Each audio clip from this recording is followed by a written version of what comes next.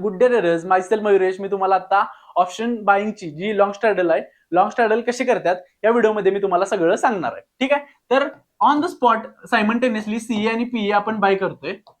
ठीक आहे, at the मनीचे,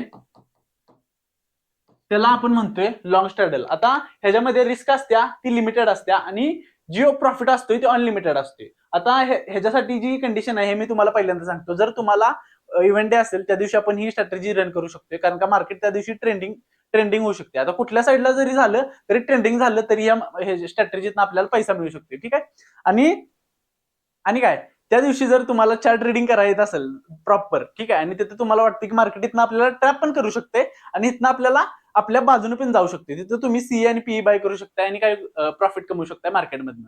ठीक आहे, तर आता डायरेक्टली मी सांगायला चालू करतो विथ एक्झाम्पल. जी ऑप्शन बाहेर असतात त्यांची रिस्क असते ती काय असते, लिमिटेड असत्या, आणि जो प्रॉफिट असतो तो काय असते, अनलिमिटेड असते. आता तुम्ही म्हणणार हे कसं काय, तर बघा मी विथ एक्झाम्पल सांगतो. आता समजा सीए आणि पीई आपण सायमल्टेनियसली बाय केल्यात.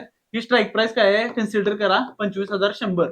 ही काय स्ट्राईक प्राइस आहे ऍट द मनीचे, आणि जे बाय करणार आहे ते दोन्ही पण स्ट्राईक प्राइसचे एकच पाहिजे. म्हणजे एक स्ट्राईक प्राइसचे पीए आणि सीई एका स्ट्राईक प्राइसचे घ्यायचे, दोन्ही वेगवेगळे घ्यायचे नाही. ठीक आहे, हे तुम्हाला कळायला पाहिजे. मेन हे आहे, ज्या कंडिशन सांगाली ते कायम लक्षात ठेवा. ठीक आहे, सीई पण बाय करतोय आपण आणि पीई पण बाय करतोय. आता कधी बाय करतोय आपण सीई आणि पीई, जेव्हा तुम्हाला वाटतं की मार्केट ट्रेंडिंग राहणार आहे वरच्या साईडला किंवा खालच्या साईडला, साईडवेज नुसतं राहायला नको पाहिजे. आता मार्केटची प्रोबॅबिलिटी काय आहे, अप साईडला जाऊ शकते, डाऊन साईडला जाऊ शकते, किंवा साईडवेज राहू शकते. ह्या दोन प्रोबॅबिलिटीसाठी आपण खेळायला लागलो की बाबा वरती पण जाऊ दे नाहीतर खाली जाऊन दे. जर साईडवेज राहिलं तर ही स्ट्रॅटेजी काय आहे, लॉस मेकिंग आहे.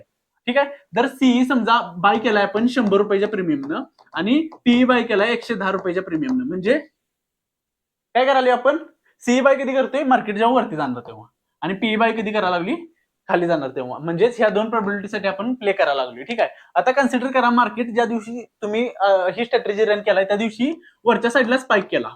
ठीक आहे, म्हणजे आणि त्या दिवशी एक्सपायरी असं पकडूया की आहे एक्सपायरी त्या दिवशी. ठीक आहे, आणि आपण हे प्रीमियम घेतल्यात, एवढे महंगे नसतात पण आपण कन्सिडर केले की बाबा हाय तेवढे महंगे. ठीक आहे, तर हे 100 रुपयेचा प्रीमियम वन वे गेलाय, आपली निफ्टी वन वे रन केल्या, आणि ह्यो 100चा कन्सिडर करा 300 रुपये झालाय, आणि ह्यो 3.5ला झिरो झालाय. 3.5लाच काय असते, झिरो होतात, कारण का ह्यो ऍट द मनी आणि आउट ऑफ द मनी मध्ये जर राहिला असला तर काय आहे, झिरोच आहे ऑब्व्हियसली. हे जर माहिती नसलं तर तुम्हाला माहिती पाहिजे की ऍट द मनी आणि आउट ऑफ द मनीचे जे प्रीमियम आहेत ते झिरो होतात एक्सपायरीच्या 3:30 वाजता सपोज तोपर्यंत. ठीक आहे, एक्सपायरी सपोज तोपर्यंत. ठीक आहे, 300 रुपये समजा कन्सिडर करा. आता झालं असं करू नका कन्सिडर, मी नुसतं जस्ट एक्झाम्पल द्यायला लागली. होणार का नाही ते मार्केटवर आहे, मी फक्त एक्झाम्पल द्यायला लागली. ज्या दिवशी जर ट्रेंडिंग झालं तर असं प्रीमियम स्पाइक करू शकते, हे तुम्हाला पण माहिती आहे आणि मला पण माहिती आहे, म्हणून मी एक्झाम्पल घ्यायला लागली. 300 रुपये जर झाला तर तुमचा ह्यो झिरो झालाय समजा, तर तुमचे लॉस किती झाले सांगा, पॉईंट 110 पॉईंट लॉस झाले. म्हणजे 300 110 लॉस किती झाले, हे किती झालं, 190 झालं. 190 पॉईंट तुम्ही प्रॉफिट केला, आणि इकडे तिकडचं 5-10 पॉईंट पण सोडून द्या, 180 पॉईंट असं आणि तसं तुम्हाला मिळालं. मी जस्ट एक्झाम्पल सांगालो, मिळालंच असं नाही आहे आणि हेच प्रीमियम घेतलाय. मी जस्ट एक्झाम्पल सांगायला की मार्केट जर ट्रेंडिंग राहिलं तर एक प्रीमियम स्पाइक करू शकतोय, तो किती पण जाऊ शकतोय, आणि एक प्रीमियम आहे तो हाय तिथे जरी राहिला तरी पण आपल्याला प्रॉफिट होऊ शकतोय या स्ट्रॅटेजीनं. पण काय पाहिजे, मार्केट त्या दिवशी ट्रेंडिंग व्हायला पाहिजे, एवढंच आपलं रूल आहे. एक तर वरती स्पाइक मारून दे नाही तर खाली स्पाइक मारून दे. आणि आपण लॉस मेकिंग कधी करणार आहे, जर मार्केट साईडवेज राहिलं त्याच दिवशी आपण म्हणजे रन केली असली आणि साईडवेज राहिलं तर तुम्ही लॉस करणार आहे. जर वरती जायला लागले खाली जायला लागले तर तुम्ही प्रॉफिट करणार आहे ऑब्व्हियसली.